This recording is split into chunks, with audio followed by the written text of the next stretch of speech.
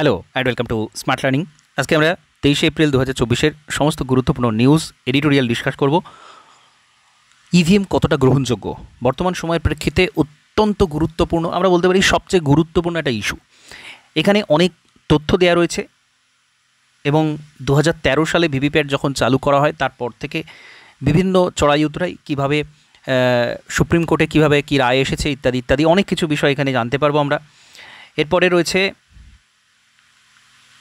উষ্ণতা বৃদ্ধির জন্য উৎপাদনে যে ধাক্কা খাবে তার ফলে সাধারণ মানুষের কতটা ভোগান্তি হতে পারে সেই নিয়ে এখানে কিন্তু খুব ডিটেল আলোচনা করা আছে, সেটা আমরা দেখব। জলবায়ু পরিবর্তন নিয়ে দুবাইতে যে বৃষ্টি হয়েছিল, যে পরিমাণ বৃষ্টি হয়েছিল সেটা আবার আশঙ্কা রয়েছে হওয়ার, সেটা কীভাবে সমাধান হতে পারে, কী কী বিষয় সেটা আমরা আলোচনা করব। মৈজুরি ম্যাজিক মালদ্বীপে পরিবর্তিত আন্তর্জাতিক সম্পর্কের পরিস্থিতি নিয়ে খুব গুরুত্বপূর্ণ আলোচনা রয়েছে। মালদ্বীপের সাথে ভারতের সম্পর্ক বিষয়ে আলোচনা। এখানে মেট্রোতে পর্যন্ত জঞ্জাল পৌঁছে গিয়েছে, যেটা নিয়ে আমরা বিভিন্ন জায়গাতে উল্লেখ করতে পারি। এখানে খুব বেশি ডিসকাসের বিষয় নয়, এটা আমরা উল্লেখ করতে পারি এই বিষয়টাকে। এছাড়া জি গুকেশ বিশ্ব চ্যাম্পিয়নশিপে পৌঁছেছেন, এটা খুব গুরুত্বপূর্ণ, একটা এমসিকিউ এখানের থেকে তৈরি হতে পারে। তো এগুলো আমরা পরপর দেখে নেব। প্রথমে দেখে নেব ইভিএম কতটা নির্ভরযোগ্য। লোকসভা নির্বাচনের দিন ঘোষণা হতে আবার সেই পুরনো প্রশ্ন উঠতে শুরু করেছে, যে যন্ত্রে বোতাম টিপে ভোট দেওয়া হবে সেই ইভিএম কতটা গ্রহণযোগ্য, কতটা নির্ভরযোগ্য। 2019 সালের আগে সুপ্রিম কোর্টে ইভিএম সংক্রান্ত বেশ কিছু জনস্বার্থ মামলা দায়ের হয়েছিল। তৎকালীন প্রধান বিচারপতি বিষয়টাকে আমল দিতে চাননি। তখনকার মতো খারিজ হয়ে যাওয়ার পরে নতুন করে আবার মামলা দায়ের হয়েছে। এখনও অবধি খবর, সুপ্রিম কোর্ট সেই মামলাগুলো না শুনেই খারিজ করেনি, বরং শীর্ষ আদালতের পক্ষ থেকে নির্বাচন কমিশনের কাছে চিঠি লিখে প্রশ্ন করা হয়েছে ইভিএম এবং ভিভিপ্যাটের ফলাফল মিলিয়ে দেখে নির্বাচনে ফল ঘোষণা হবে না কেন। এটা একটা গুরুত্বপূর্ণ প্রশ্ন, যে মেশিনের যে কাউন্টিং সেটার সাথে সাথে স্লিপে সেটাও গুনতে হবে, দুটোই গুনতে হবে। সেটা কেন হবে না, সেটা প্রশ্ন চাওয়া হয়েছে। আগামী 17 মে অবধি সময় দিয়েছে আদালত এই উত্তর দেওয়ার জন্য। এদিকে মামলাও চলবে। বারংবার ইভিএম নিয়ে এত প্রশ্ন কেন ওঠে? নির্বাচন কমিশন এই বিষয়ে কেন উচ্চবাচ্চা করে না? কমিশনে বাধা উত্তর, সব ঠিক আছে, কোনো যান্ত্রিক সমস্যা নেই। কমিশনের কর্তাদের সেই একটাই কাজ, বড় বড় বিজ্ঞাপন দিয়ে ঘোষণা করে ইভিএম নিয়ে নির্বাচনী প্রক্রিয়ায় কারো পক্ষে নিজের স্বার্থে ব্যবহার করা সম্ভব নয়, ইভিএম হ্যাকিং করা সম্ভব নয়। গত নির্বাচনে সেই বিজ্ঞাপনে আরও একটি কথা তারা যোগ করেছিলেন, ইভিএম সব ভিভিপ্যাট অর্থাৎ voter verified paper audit trail, VVPAT. এটা থেকে এমসিকিউ প্রশ্ন হতে পারে, খুব খুব গুরুত্বপূর্ণ। Voter verified paper audit trail, এটাকে সংযোগ করার মধ্য দিয়ে নির্বাচকদের মনের সন্দেহ দূর করা সম্ভব। একটি ইভিএম মেশিনে যখন একজন নির্বাচক ভোট দেন, তখন যেহেতু তার পক্ষে বোঝা সম্ভব নয় তিনি তার পছন্দ মতো প্রার্থীকেই ভোট দিতে পেরেছেন কিনা, তাই নির্বাচন কমিশন ওই ভিভিপ্যাট মেশিনকে ইভিএমের সঙ্গে সংযুক্ত করার কথা বলে। ভিভিপ্যাট যন্ত্র থেকে একটি কাগজের স্লিপ বা টুকরো বেরিয়ে আসবে, যা দেখে ইভিএমের স্বচ্ছতা বোঝা সম্ভব হবে। 2013 সালে ভিভিপ্যাট যন্ত্র প্রথম চালু করা হয় পরীক্ষামূলকভাবে। তারপরে 2017 সাল থেকে সমস্ত নির্বাচনে ওই যন্ত্রের ব্যবহার প্রচলন করে নির্বাচন কমিশন। সেদিক থেকে এই ব্যবস্থা চালু হয় এবং এই যন্ত্র থেকে প্রিন্ট করা কাগজ বেরোনো শুরু হয়। সেদিন থেকে দাবি ওঠা শুরু হয় যে ইভিএমের প্রাপ্ত ভোটের সাথে এই কাগজ মিলিয়ে দেখে তবে নির্বাচনের ফল ঘোষণা করা হোক। নির্বাচন কমিশন 2018 সালে স্ট্যাটিস্টিক্যাল ইনস্টিটিউটের কয়েকজন বিশেষজ্ঞের সাথে যোগাযোগ করে জানতে চায় ঠিক কতগুলো যন্ত্র থেকে প্রাপ্ত কাগজ গুনতে হবে যাতে সবাই সন্তুষ্ট হয়। ওই পরিসংখ্যানবিদেরা কি পরামর্শ দিয়েছিলেন তা জানা যায়নি, তবে নির্বাচন কমিশন সিদ্ধান্ত নেয় যে কোনো বিধানসভা একটি যন্ত্র থেকে প্রাপ্ত স্লিপ ইভিএমের ভোট মিলিয়ে দেখা হবে। সুপ্রিম কোর্টের আর একটি রায়ের ভিত্তিতে 2019 সালে এপ্রিল মাসে ওই সংখ্যাকে 1 থেকে বাড়িয়ে 5 করা হয়। সেই সঙ্গে এও সিদ্ধান্ত করা হয় যে নির্বাচন কমিশনের ভারপ্রাপ্ত রিটার্নিং অফিসারের সিদ্ধান্ত অনুযায়ী ঠিক করা হবে কোন 5টা যন্ত্র গোনা হবে। 2024 সালের নির্বাচনের আগে সমস্ত ভিভিপ্যাট স্লিপ গোনার দাবি উঠছে। ইতিপূর্বে সর্বোচ্চ আদালত নির্বাচন কমিশনে জানিয়েছিল একটি মেশিন থেকে এই কাগজ মিলিয়ে দেখতে 1 ঘন্টা সময় লাগে, তাই সমস্ত মেশিন গুনতে হলে ফলাফল জানতে অনেক সময় লেগে যাবে।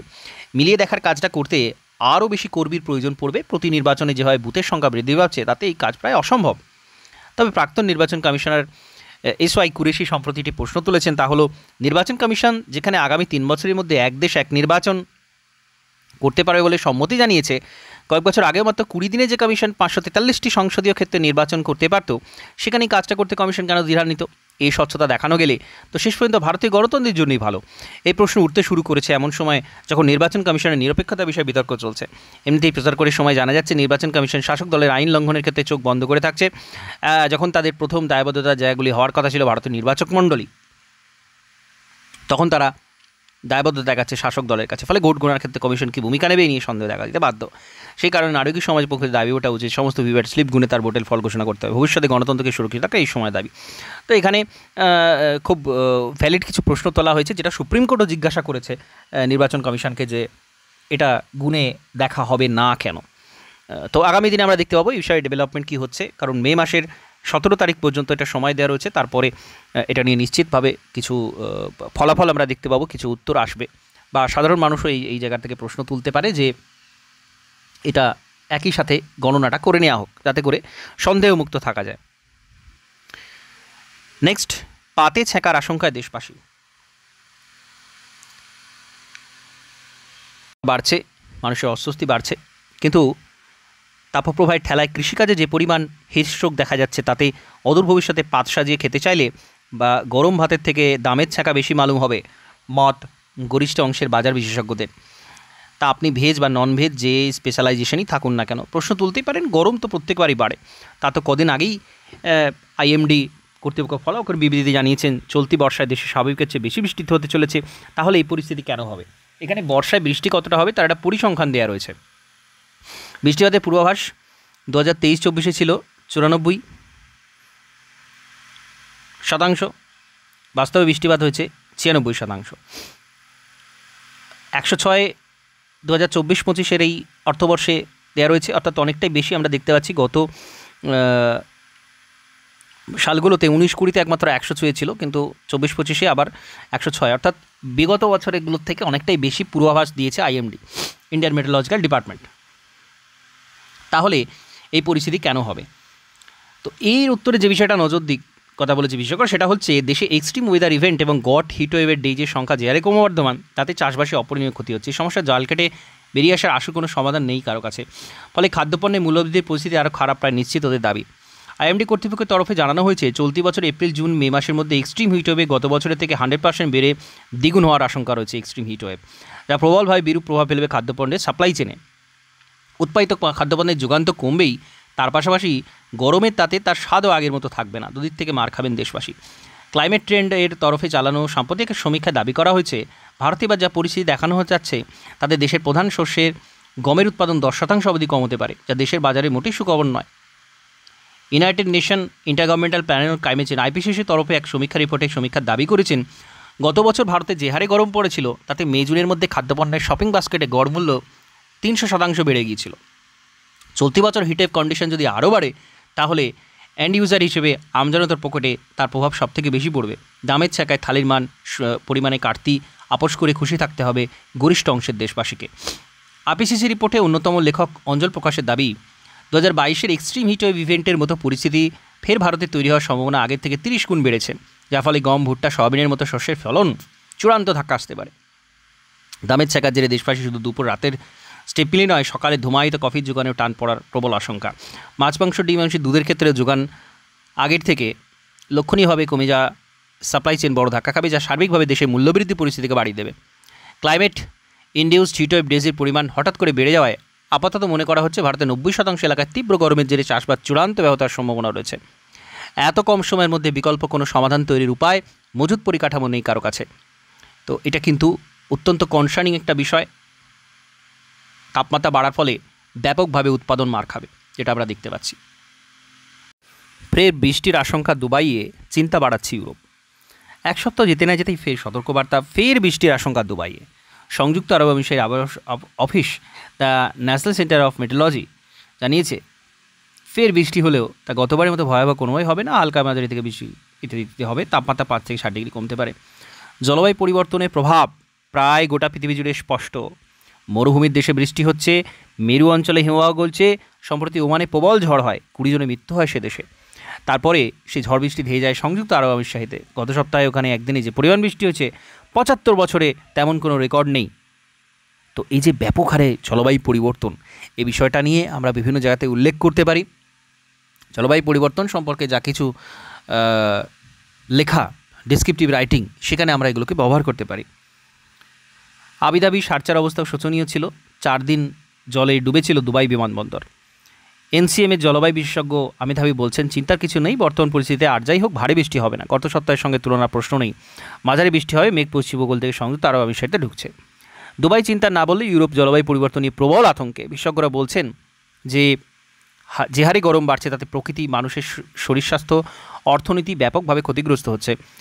আজ দুটি শীর্ষস্থানীয় জলবায়ু পর্যবেক্ষণকারী সংস্থা তাদের রিপোর্টে দাবি করেছে সবচেয়ে দ্রুতগতিতে উষ্ণতা বাড়ছে ইউরোপের। বিশ্বের গড় তাপমাত্রা বৃদ্ধির প্রায় দ্বিগুণ। এর জেরে মানুষের স্বাস্থ্যের ক্ষতি তো হবেই, সেই সাথে হিমবাহ গলবে, অর্থনীতিরও প্রভাব পড়বে। রাষ্ট্রপুঞ্জের ওয়ার্ল্ড মেট্রোলজিক্যাল অর্গানাইজেশন WMOর তথ্য অনুযায়ী শিল্প আসার আগে যে তাপমাত্রা ছিল ইউরোপে, এখন তার থেকে 2.3 ডিগ্রি সেলসিয়াস বেশি, গোটা বিশ্বের থেকে 1.3 ডিগ্রি সেলসিয়াস বেশি। WMO এবং ইউরোপিয়ান ইউনিয়নের জলবায়ু সংস্থা কোপার্নিকাস দুজনেই তথ্য দিয়েছে। কোপার্নিকাসের উপপ্রধান এলিজাবেথ হামডুজ বলছেন, আবার একটা বছর ইউরোপে গরম আরও বাড়ছে, চরম পরিস্থিতি তৈরি হচ্ছে, রেকর্ড তাপমাত্রা, দাবানল, তাপপ্রবাহ, হিমবাহ গলে যাক, বরফ কম পড়া।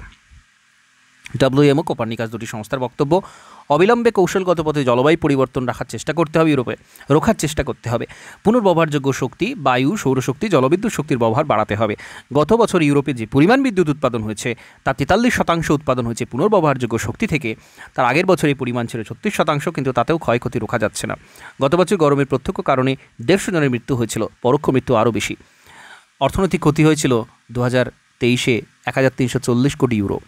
এবারে তা কোথায় পৌঁছে সেটা দেখা। তো এই যে সারা বিশ্ব জুড়ে একটা পরিস্থিতি যেখানে জলবায়ুর ব্যাপক পরিবর্তন লক্ষ্য করা যাচ্ছে, এবং এই সমস্ত উদাহরণ আমরা কিন্তু উল্লেখ করব।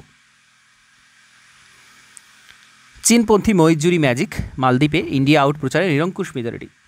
নয়াদিল্লির কপালে ভাঁজ চওড়া হলো আরেকটু। রবিবারই স্পষ্ট ইঙ্গিত ছিল মালদ্বীপের চীনপন্থী প্রেসিডেন্ট মহিজুর দল PNC জিততে চলেছে সে দেশের পার্লামেন্ট ইলেকশনে। হলেও তাই 93টি আসনের মধ্যে 70টা আসন পেয়েছে PNC ও তার জোট সঙ্গীরা। তার মধ্যে মহিজুর দল একাই পেয়েছে 66 আসন। রবিবারে ভোট পরেই আত্মবিশ্বাসী মহিজুর ঘোষণা করেছেন তার দলে নতুন সরকার গঠন করতে চলেছে।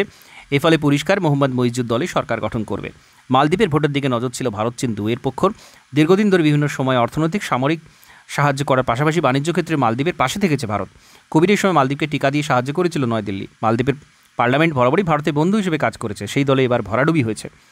যে জায়গায় প্রো চীন PNC এবার নিরঙ্কুশ সংগঠিত নিয়ে ক্ষমতায় এসেছে, কিন্তু মহিজুর দেশের এই ভারতপন্থী অবস্থানে বিরোধিতা করেন। চীনপন্থী রাজনীতিক চীনের সাথে আরও দৃঢ় সম্পর্ক গড়ে তোলার পথে হাঁটেন। তো বর্তমান পার্লামেন্টে ভারতপন্থী দল MDPর সঙ্গে ঘনিষ্ঠ এই সমস্ত পদক্ষেপ পার্লামেন্টে গৃহীত হয়নি। তাই মহিজুর দলে বিরাট জয় পাল্টে দিতে পারে ভারত চীনের সাথে দ্বীপরাষ্ট্রের সম্পর্কের অভিমুখ। তো এটা কিন্তু একটা পরবর্তীতে প্রভাব আমরা দেখতে পাবো। চীনে যাতে মালদ্বীপে আরও বেশি বিনিয়োগ করে তার জন্য একাধিক প্রকল্পের কথা ঘোষণা করেছে, সেই প্রকল্পগুলি শুরু হবে বলে বিশেষজ্ঞরা মনে করছেন। এই সমস্ত বিষয় মহিজুর আসার আগে স্বাস্থ্য, খাদ্যের মতো অত্যাবশ্যক বিষয়ে ভারতের উপর নির্ভরশীল ছিল মালদ্বীপ। তবে সেই নির্ভরশীলতা কমতে সম্প্রতি তুরস্কের সাথে চুক্তি করেছে তারা। সে দেশ থেকে তুরস্ক থেকে ড্রোন কিনছে মালদ্বীপ।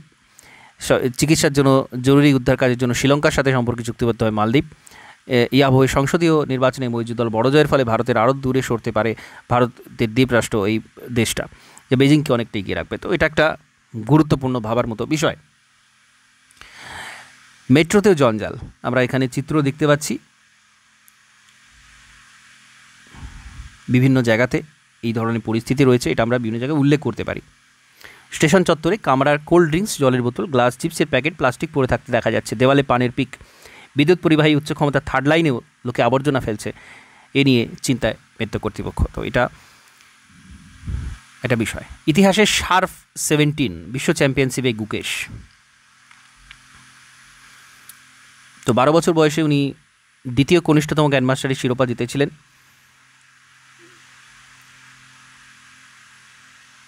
তিনি বিশ্ব দাবায় কনিষ্ঠতম যিনি ক্যান্ডিডেটস দাবায় চ্যাম্পিয়ন হয়ে বিশ্ব চ্যাম্পিয়ন চীনের দিং লিরেনের বিরুদ্ধে লড়বেন 64 খাপে। ববি ফিশার হন বা গ্যারি কাসপারভ, বিশ্বনাথন আনন্দ বা ম্যাগনাস কার্লসেন, দাবার কিংবদন্তিরা কেউই এত কম বয়সে ক্যান্ডিডেটস জেতেননি। ভারতীয়দের মধ্যে যিনি দ্বিতীয়, তিনি জিতলেন ক্যান্ডিডেটসে। প্রথম নাম অবশ্যই বিশ্বনাথন আনন্দ, যিনি এক্সটার্নে লিখেছেন, কনিষ্ঠতম চ্যালেঞ্জার হওয়ার জন্য অনেক অভিনন্দন। ব্যক্তিগতভাবে তোমার জন্য গর্বিত যে তুমি বিভিন্ন কঠিন পরিস্থিতি সামলেছো। Enjoy the moment. বিশ্ব দাবার সেরা সব দাবাড়ু যখন টরেন্টোয় ক্যান্ডিডেটসে চ্যালেঞ্জের হওয়া দৌড়ে, তখন প্রাক্তন চ্যাম্পিয়ন ম্যাগনাস কার্লসেন উড়িয়ে দিয়েছিলেন গুকেশকে। টুর্নামেন্ট শুরুর আগে chess.comকে দেওয়া সাক্ষাৎকারে কার্লসেন বলেন, ও টুর্নামেন্টে জিতবে আমার মনে হয় না, বড়জোর 2 গেম জিততে পারে, কিন্তু খুব খারাপ হারও থাকবে। এখনও ও বিশ্বসেরা হওয়ার জন্য তৈরি নয়। কালসেনকে এখন নিজের কথা নিজেই গিলতে হচ্ছে। তো এটা খুব গুরুত্বপূর্ণ একটা বিষয়। জি গুকেশ 17 বছর বয়সী দাবাড়ু, এটা কিন্তু এমসিকিউ হতে পারে এবং এটা নিয়ে আমরা ভবিষ্যতে আরও নিউজ দেখতে পাবো, সেগুলো আলোচনা করব। তো আজকের সমস্ত গুরুত্বপূর্ণ নিউজ এডিটোরিয়াল ডিসকাশন এখানে কমপ্লিট করছি। নমস্কার, ধন্যবাদ।